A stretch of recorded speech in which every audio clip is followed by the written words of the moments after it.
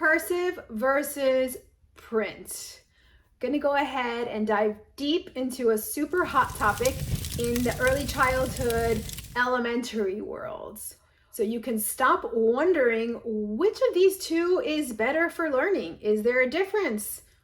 Which one should we focus on first? Should we focus on both of them? We're going to go ahead and take care of that so you know exactly you're going to be team cursive or team print by the time we're done. I'm going to cover the benefits of cursive handwriting so we can off the top squash any doubts you or some of your colleagues, friends, people on the internet may have as to, is there any value to cursive? Why in the world would we waste our time with that? There's a ton of value and we're going to get into that. We're then going to jump into the similarities between cursive handwriting and print. Here in the United States, the majority of our schools teach print, and I'd say maybe about 50% are still including cursive. So we're going to talk about what they have in common, what's similar. Then of course, we got to jump into what makes them so different. They're totally different, right? Cursive looks like some weird fancy language. Print is what we see on our media, on our books. So we gotta really get familiar with our differences and similarities so we can make our decision which team we're on, right?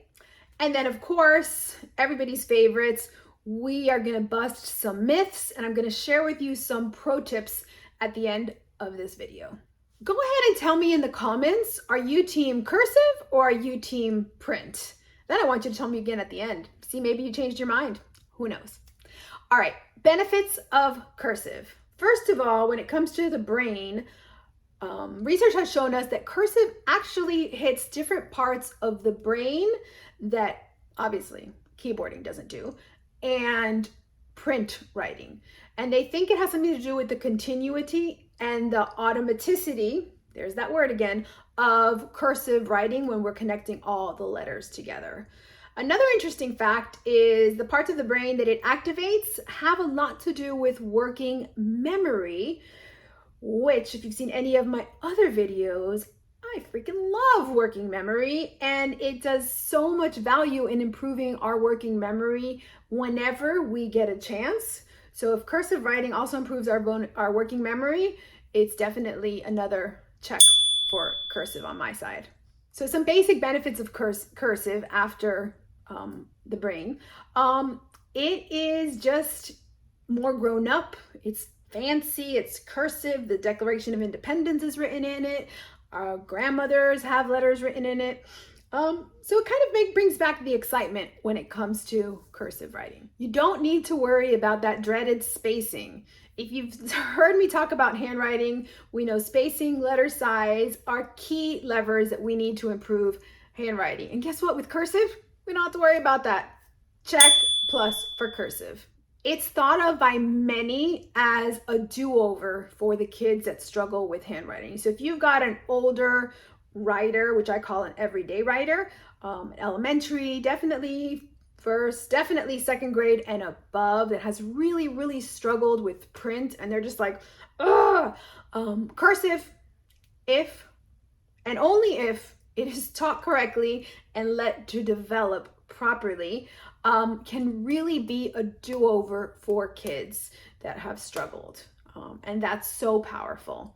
I have an expert colleague and friend, Sherry Daughter. She's known as the dysgraphia consultant.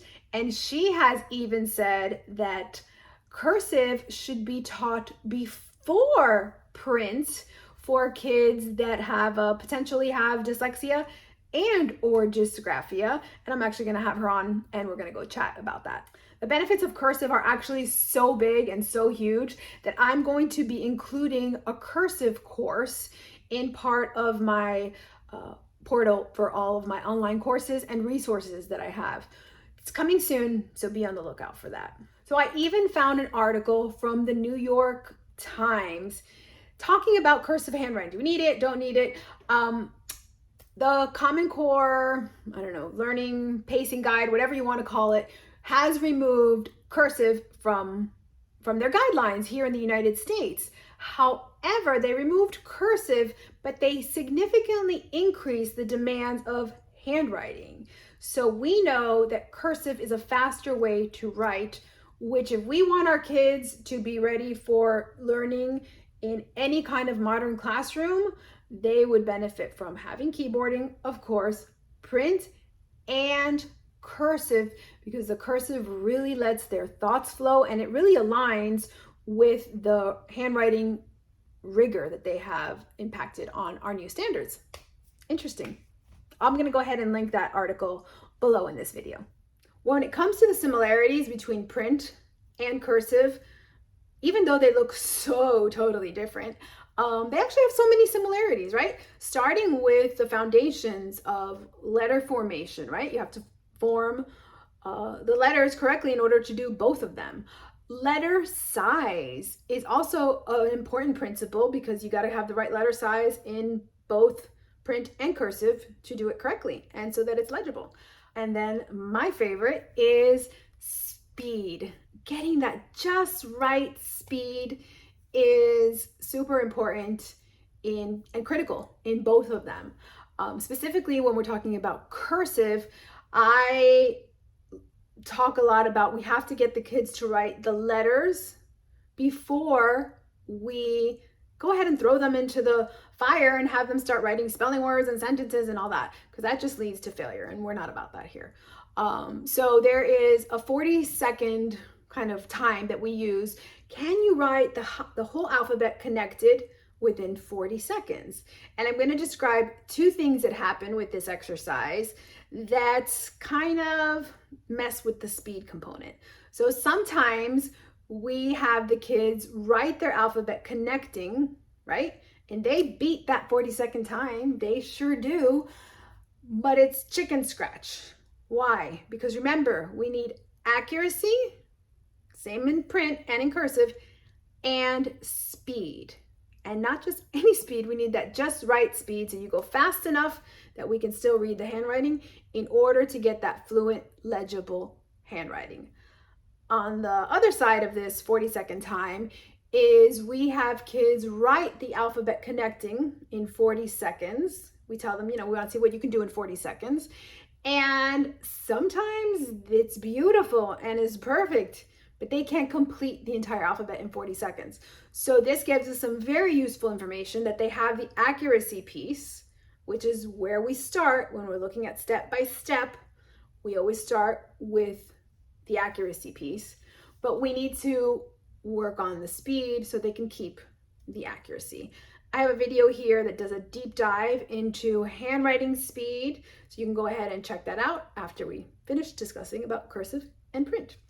So this speed piece that we need for both print and cursive is ironically left out of so many handwriting curriculums, handwriting instructions, handwriting resources. Just literally, it's not in there. Nobody talks about it.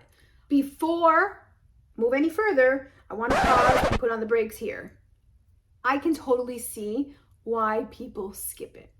And it's because of this. Because throughout the course of a year, we see progress. We see little Johnny's handwriting in August, and we see little Johnny's handwriting in May.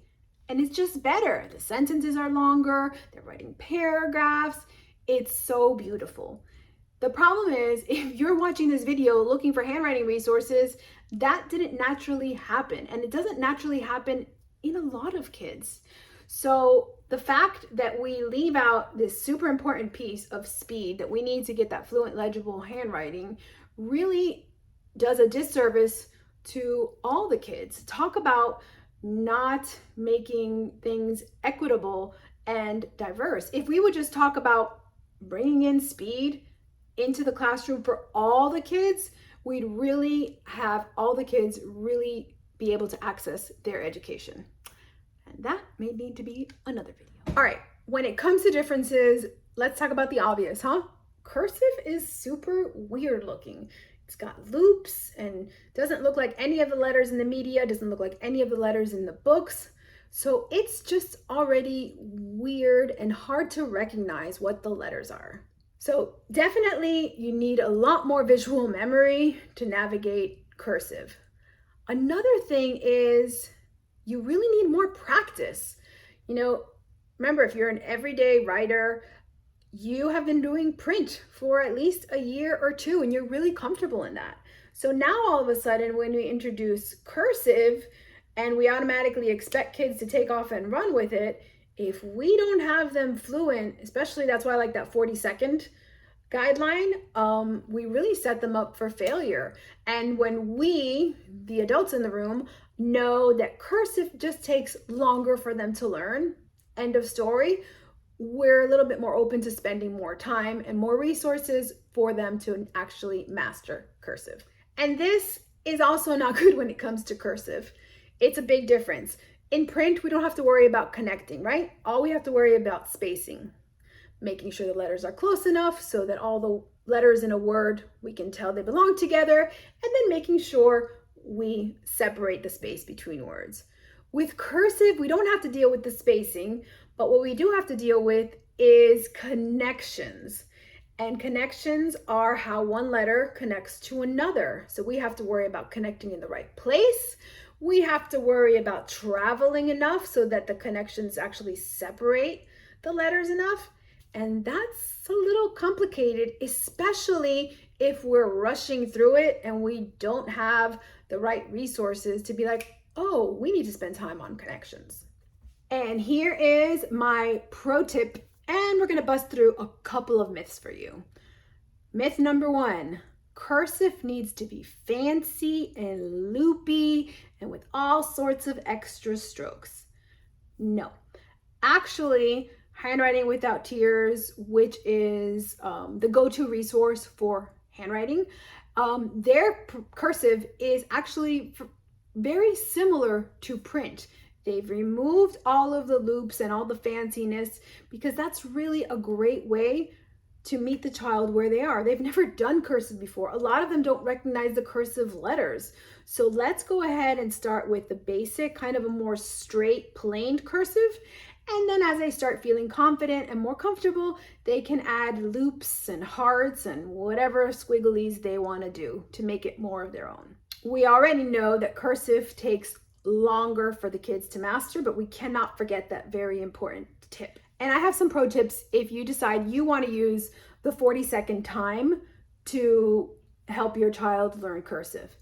If you see that they're squishing all the letters together, I want you to give them a guideline. Say, I want your letters, your alphabet to take 3 lines on the paper. So they'll really have to stretch and spread it out. That will help them with their connections. It really is kind of a combination of an art and a science on how to get them that just right speed. So this next tip is for those kiddos that you see are just speeding through and going too fast, and they're done in about 20 seconds, and it's literally chicken scratch. Tell them you want to call out 10 seconds, 20 seconds, 30 seconds, so they can start pacing how long it takes. And let them know, I want you to use the entire 40 seconds to do it. And that is a great way to have them be like, okay, I can go ahead and do this and take my time and really work on that accuracy piece. Also let them know that you're looking for what? Specifically, the size of the letters, you're looking for connections before you're looking for speed. Also, a little pro tip here is make sure when you tell them that we're working with a timer, it's coming from a place of like, I want to see how many letters you can get during this amount of time versus how fast can you go. That makes a huge difference when it comes to practicing cursive. Okay, here's my bonus takeaway tip for you.